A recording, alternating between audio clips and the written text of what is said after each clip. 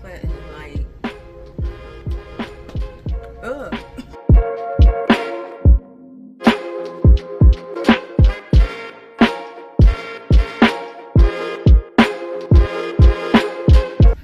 Hey guys, Sheena here with Olle Gardens. We are back with part 2. Now we're going to be processing our Beautyberries, the first harvest that we did.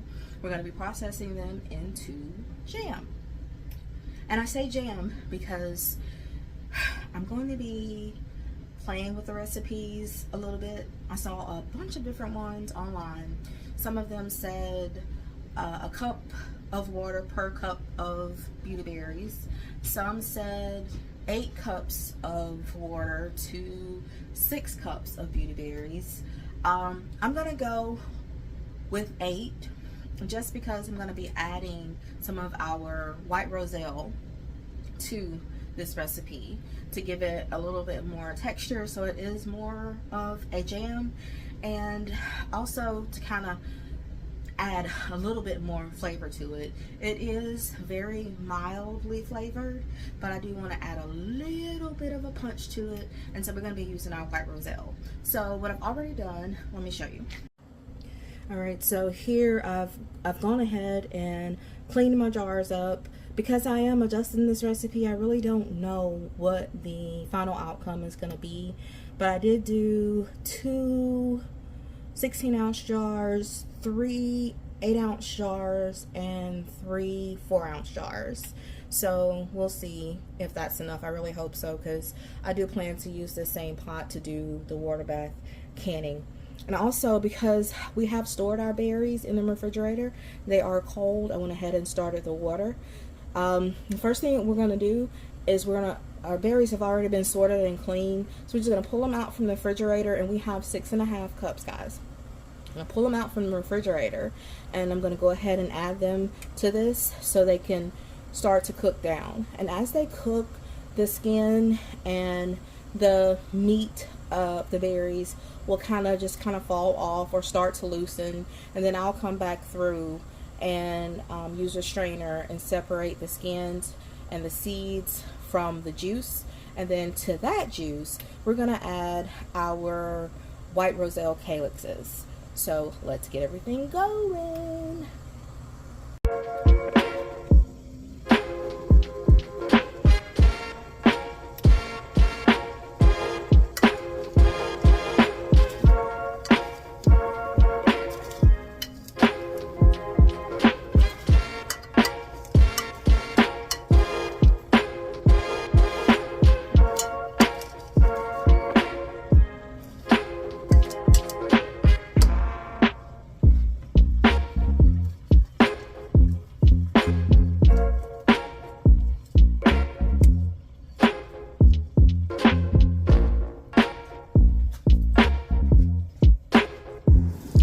Almost immediately as those berries hit the water, the hues of pinkish purple began to infuse into the water, and the berries began to lighten.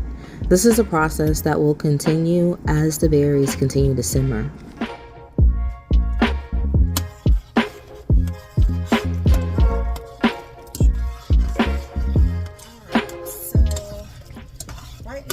This is on a 3 on my stove. I'm going to turn it down to a 2 because this needs to simmer for about 20 minutes. Okay, so I did forget to mention just a few of the supplies that we have out. I did just use that spoon, but we have just this wooden spoon I'm going to be using later to kind of help mash out. My potato masher is made like this, and I really don't think that it's going to help a whole lot with those berries. So I have it out. You will hopefully have the one that has the holes that are more similar to this. It'll do better for this process. And then we have our lemon juice. We have our vinegar for when we're going to be getting everything canned up. Our lid grabber, our jar grabber, and then also a spatula. And then here we have our strainer, which I'm really hoping that these holes are not too big to where they're going to actually allow the seeds to come through, but if so, I may have to use a cloth instead. All right, so now while that's simmering, let's go ahead and work on getting our white roselle calyxes peeled. And let me show you what I mean. So this is our white roselle calyxes that we harvested the other day. And what we do is we just peel these off. And they're going into my little jar here. Let me see if I can turn back a little bit so you can see better. I'm just pulling the little, almost like pellets off. Petals, not pellets, petals. And then you're left with this. And you can take this and use it if you want to for pectin, supposedly. Actually, that's with the red roselle. I'm not sure on the white. I have to look that up. So we're just going to work through pulling these off. That has already been simmering now for about 5 minutes maybe. So, hey Google, set a timer for 15 minutes. Okay, 15 minutes. Starting now.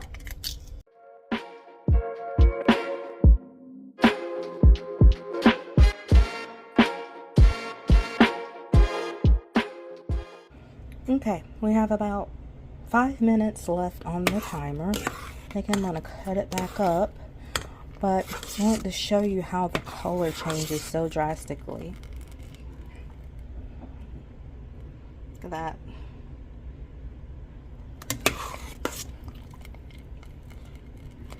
All that color is now going into the water.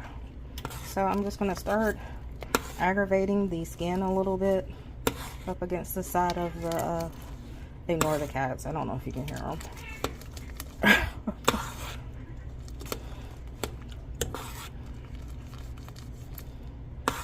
Just gonna start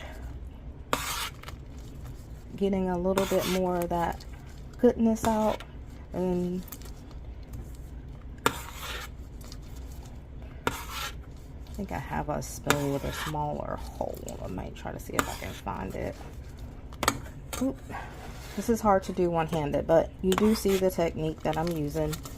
How well this works, we'll see.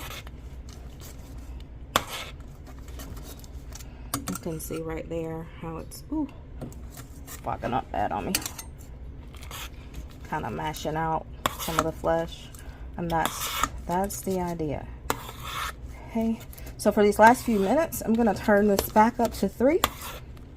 Still on a simmer, but it'll be more of a strong simmer than what it is now. So we'll cut that back up to 3. And let me show you these roselle calyxes. We were done getting those peeled. I am going to hold on to these until I know for certain that I don't have anything I can do with those. Okay. And then here's our calyxes here. All right. I'm going to say we got about, I'm going to say 2 cups. I'm going to call that 2 cups. Now, I've made roselle jam before out of the red roselle. And really, no matter how long you cook it, I guess if you cooked it under pressure, it might make a difference. But just simmering in a pot, these pieces don't really break up. Like they stay fairly whole. And I don't want that. That's the one thing I said when I make jam again out of the roselle. I would blend this up some.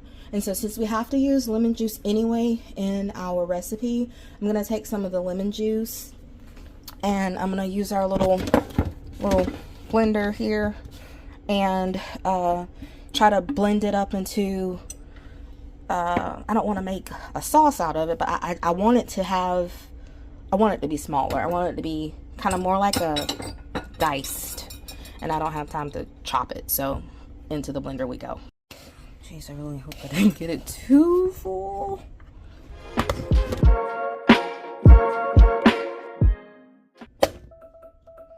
Stop. Alright, let's see how that looks. Okay, so those pieces are a lot better than what it was. I'm gonna do just a tad bit more. Okay, let's see. Yeah, that's what I'm talking about. That's what I want. Okay, I'm gonna eat that because it's good. So I just realized I forgot to take the pectin out. So I went and got the pectin, which I ordered several months ago on a Walmart order, but I was sick or in the bed or something, and the family brought it in for me, and they said, yeah, the Sure Gel was here. Y'all, this is what Walmart gave me. This is not the one I ordered. That's the low sugar one. So now I'm trying to figure out what am I. So I gotta go ahead and confess, Walmart did not mess up. I'd actually ordered the low sugar pectin to make a watermelon jelly jam for the watermelon festival at our market, and I never made that. I did reorder the regular pectin later, but it was out of stock, so it never came. So in my frustration at the moment, I just got it all confused. I'm not going to the store, so I have to either use very little sugar in this, which I think for each one of these packs is up to 4 cups of sugar. Okay, 4 cups of sugar per 3 quarts of fruit. And I think that's about 12 cups to give us 8-ounce jars. Also looked up while I was off camera about the white roselle calyxes being used for pectin, and they can. So I'm going to get a smaller pot and put a couple of cups of water in it and let these calyxes kind of boil down and see if I can get some gelatinous action from them, aka pectin. And if that's the case, then I can add that to my mixture and hopefully we won't have any issues with setting. Okay, been boiling now for about 5 minutes. Then we're gonna let it go for at least 20. I'm gonna come back and check it at that point and see what our consistency is like. And this is 3 cups of water. That was probably, I don't know, 1.5 to 2 cups of seeds. I didn't measure them, but they're kind of seed pods, not seeds. They're kind of bulky, so don't really know. I probably should have measured them, but I was just trying to make sure they were all covered. And then they floated, so I was like, well, we'll see if that's enough. Oh, and also I decided to go ahead and take the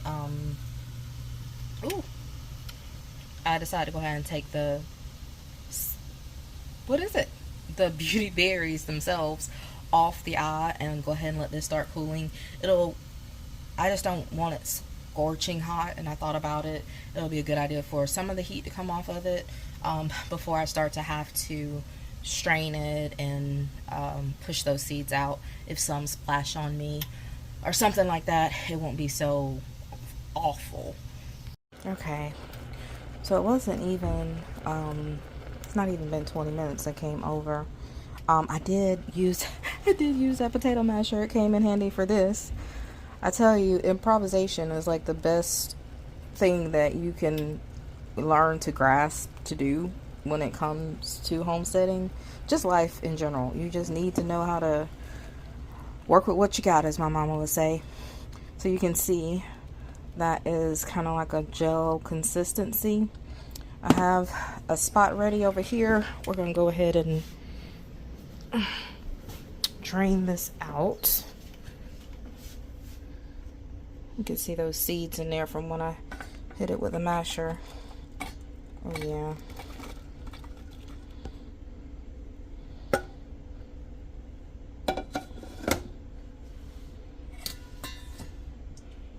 I could probably get some more out of that if I wanted to. But I'm gonna leave it. And so, pretty thick. I'm just going to add that to the mixture and hope that between that and the pectin that is already the low sugar one that I have accidentally, hope that is enough.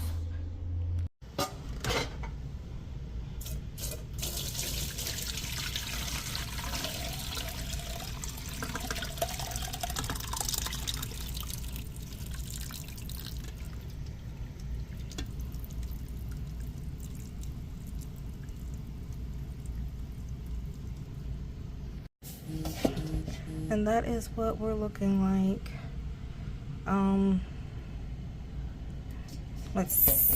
I don't know. I think that's probably about 6 cups maybe. I think I'm gonna measure it back into the pot just so I have an idea, and maybe for a change I will write down an actual recipe. Okay, so I forgot that this pot actually had measuring on it, so it looks like we're at about 7 cups. That wasn't too far off. So that's about 7 cups of liquid, and we're putting this back on the stove. Just rinse that pot out good to make sure. I just rinsed that pot out good to make sure there was no residue or anything, any seeds left in it. And I see I missed one. But anyway, we're gonna get the roselle added to this now. Oh yeah, I do believe this is going to be the texture that I want it to be. Ooh. Alright, so we got a lemon juice in there, we got a roselle in there.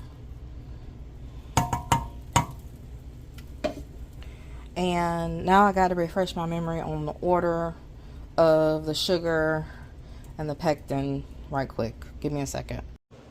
I do not know why these packages do not have the instructions inside of them. I don't know if that's something new. But what I found online for the company was 1/4 a cup of sugar from the measured amount, and a package of the Sure Gel. Stir and bring to a boil.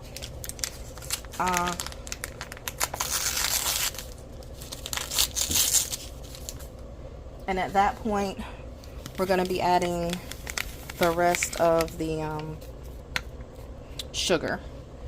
I am also going to go ahead and add the pectin that we made as well.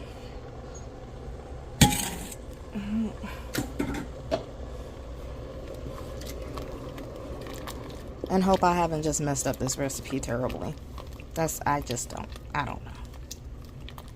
Whew.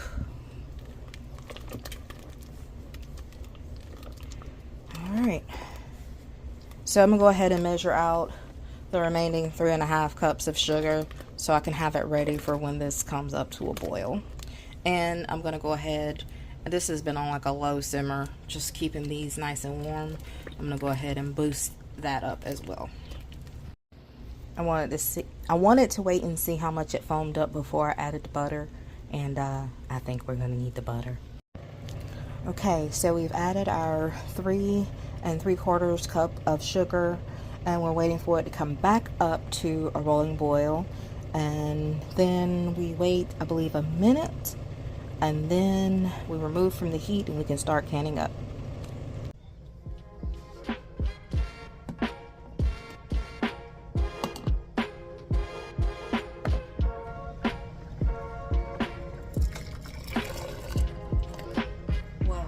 Say that in the pot it is trying to set on me, so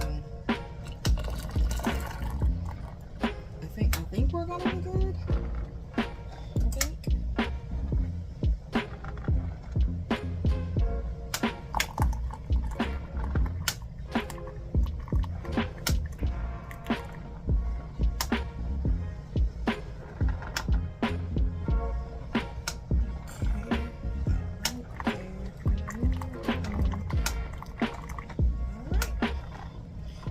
Go ahead and get the rest of these filled up, and then we'll get them into the pot.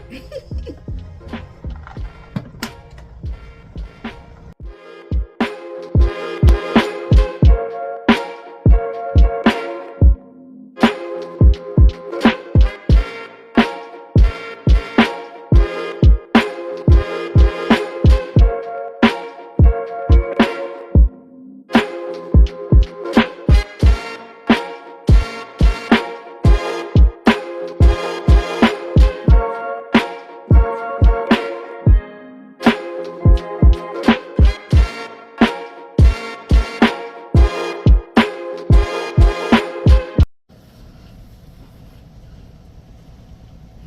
ended up having to get on a Zoom call. I really thought I was going to have time to finish this, and probably if it had not been for the unexpected pectin thing, I might have actually made it. But we can see it's starting to gel over a little bit. This is the first one I did, yeah.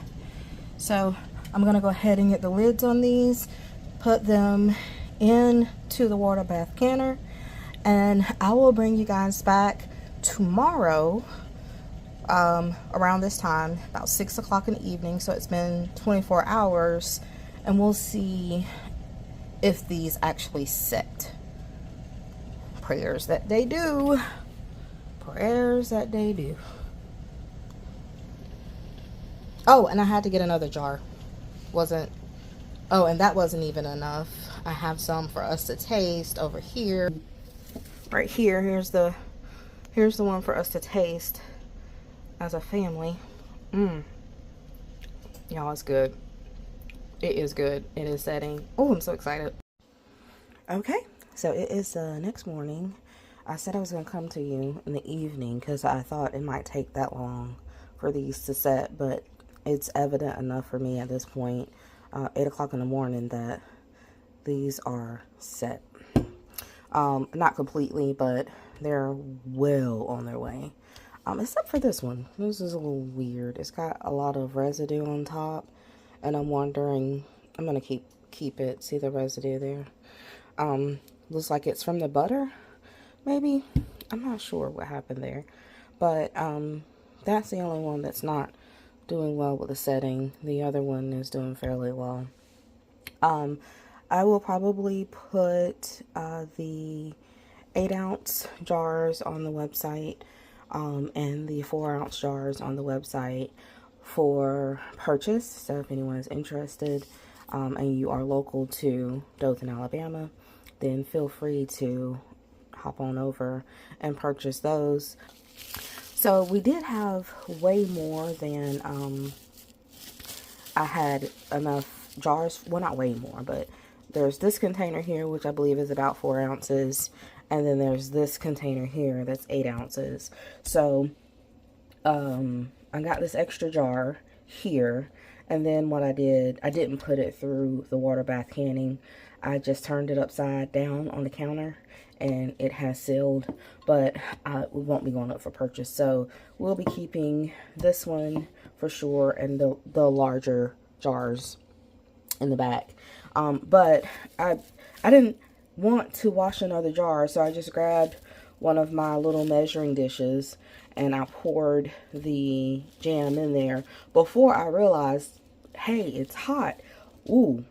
You know, and I was like, please don't crack, please don't crack, please don't crack. And it didn't, thank goodness. Little Dollar Tree dishes did well for me. But I'm going to open this up. I'm trying to do it with one hand and it's not working very well. I'm going to open it up so you can get a better idea of what the consistency is. Now, this one went into the refrigerator last night. And this is the one that we tasted from. And the family gave it a good review. And I'm really happy about that. Always important to please the family. Let's see. It is very jammy.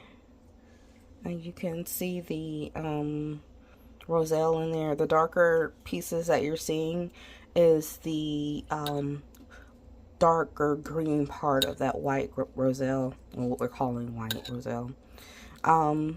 Yeah.